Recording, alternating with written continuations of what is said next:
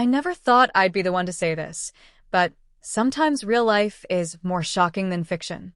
Over the past 5 years, I've encountered things that still leave me speechless when I think about them. From my childhood best friend's betrayal, to the discovery of a double life right under my roof, and even something that happened during an ordinary trip to the grocery store, each of these moments are entirely true, as unbelievable as they may seem. My name is Vanessa Carter, and this is my story. It started when I was 23 and newly engaged to a man named Derek Lawson. He was charming, successful, and everyone thought we were the perfect couple.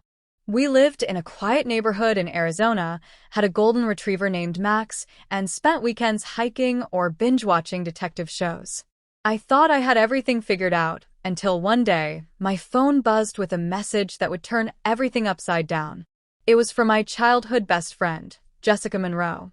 "Call me. It's urgent," the message read. I hadn't talked to her in over a year, not because of a fight, but just life pulling us in different directions. I called her immediately, and the first thing she asked was, "Are you sitting down?" I said yes, though I wasn't. I was pacing the living room floor, a nervous habit I never really shook off. She told me she had seen Derek on a dating app, Active, recently. At first, I laughed. Derek?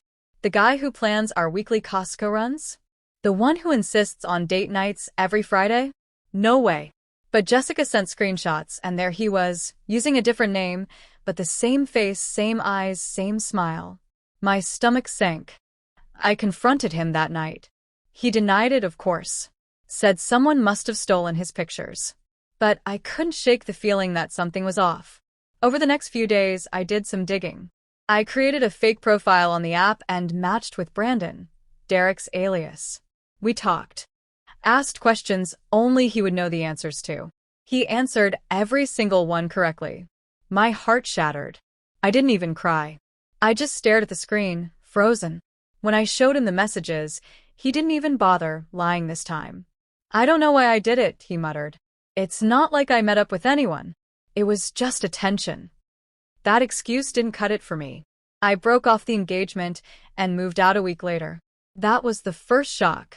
The second came a year later. I had moved into a small apartment in Phoenix, started a new job as an administrative assistant, and reconnected with my old college roommate, Rachel Simmons. Rachel and I became inseparable again, like we had been during freshman year. She was the kind of person who made you feel like everything was going to be okay. Always smiling, always optimistic. But that smile hid something darker, something I never could have imagined. One night, she asked if I could watch her cat, Toby, while she went on a weekend trip to Vegas. I agreed, no problem. She dropped off the cat and gave me the keys to her place. "Help yourself to anything," she said. I didn't think much of it. On Sunday evening, I stopped by her apartment to feed Toby and clean the litter box. While looking for a new trash bag under her kitchen sink, I accidentally knocked over a plastic bin. A bunch of letters and photographs spilled out. I went to pick them up, but something caught my eye. One of the letters had my name on it. It was addressed to Vanessa Carter, to be opened if anything happens to me. I froze. My fingers trembled as I unfolded the letter. It wasn't long, just a few sentences. "Vanessa, if you're reading this, something has gone wrong. I've been involved in something I shouldn't have. I'm scared. There's a man named Charles D. who knows too much. Be careful who you trust." My blood ran cold. I sat there, not knowing what to do. Was this some kind of joke? Or was Rachel in serious danger? I took photos of the letter and the envelope, then called her immediately. No answer. I tried again. Still nothing. I called the police and explained everything, expecting them to brush me off. But surprisingly, they took it seriously. An officer was sent to her apartment the next day, and when Rachel returned from her trip, she was questioned. Turns out, Rachel had been in a relationship with a man named Charles Daniels, who was later arrested for running an illegal prescription drug ring. Rachel had been trying to get out, but he kept threatening her. She wrote that letter months ago, just in case. She didn't know I'd ever find it. Thankfully, she cooperated with the authorities and entered a witness protection program shortly after. I never saw her again. I still think about her.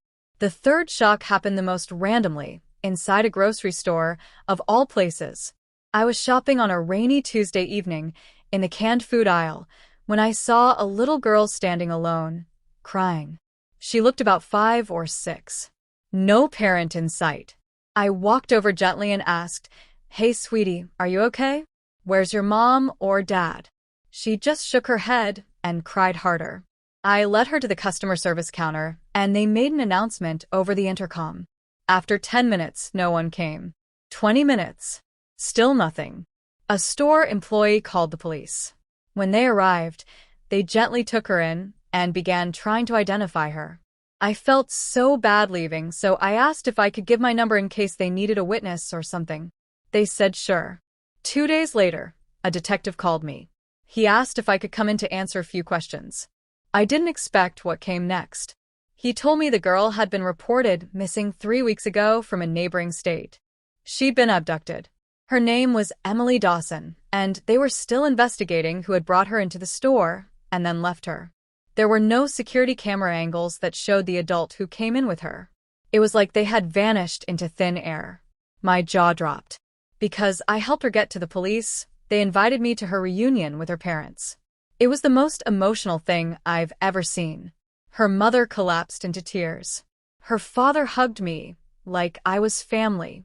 They couldn't stop thanking me. I cried too.